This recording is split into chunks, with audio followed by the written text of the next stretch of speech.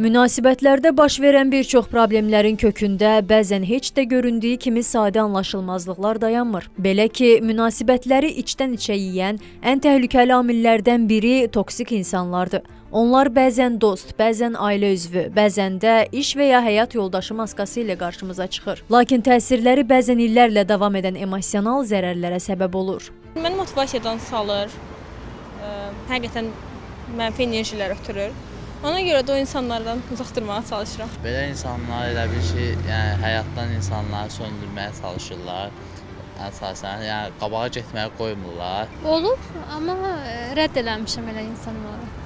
Uzaqlaşdırmısınız? Bəli. O insanlara qarşı, məsələn, rəqabətə girirsən həmin insanlara qarşı, həyatında daha belə həyəcanlı, daha maraqlı olmasına təsir göstərir məncə. Psixoloq Elnur Rüstəmov deyir ki, toksik insanlar digərlərinin enerjisini soğurur, öz egosunu qidalandırmaq üçün qarşısındakını daim günahkar və dəyərsiz hiss etdirir. Belə münasibətlərdə insan zamanla özünü itirir, qərarsız, depressiv və hətta özündən şübhə edən birinə çevrilir. Lap ailə olmasın, bir oğlanla bir qızın münasibətini götürün.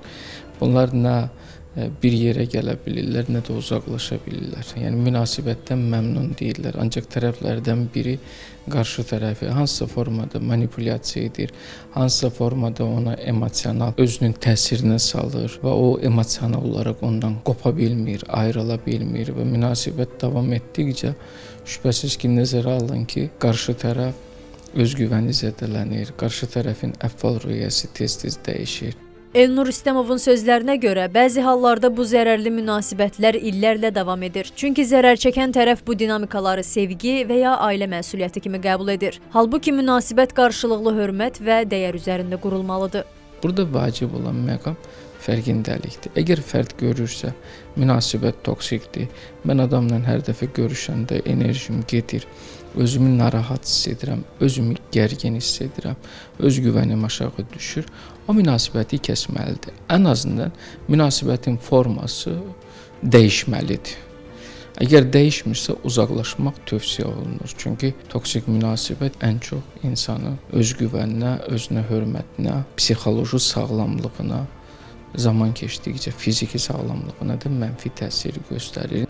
Sosial şəbəkələrdə trend olan qırmızı bayraqlar da məhz bu hallara işarə edir. Qısqanclığın sevgi kimi təqdim edilməsi, sərhədlərin pozulması, emosional şantaj və hətta susqunluqla cəza vermək. Bütün bunlar toksik davranış nümunələridir. Psixoloq belə insanlarla məsafə saxlamağı, sərhədlər qoymağı və lazım gəldikdə peşəkar psixoloji dəstək almağı tövsiyə edir. Çünki bəzən xoşbəxtlik üçün atılacaq ilk addım kimisə geridə buraxmaqdan keçir.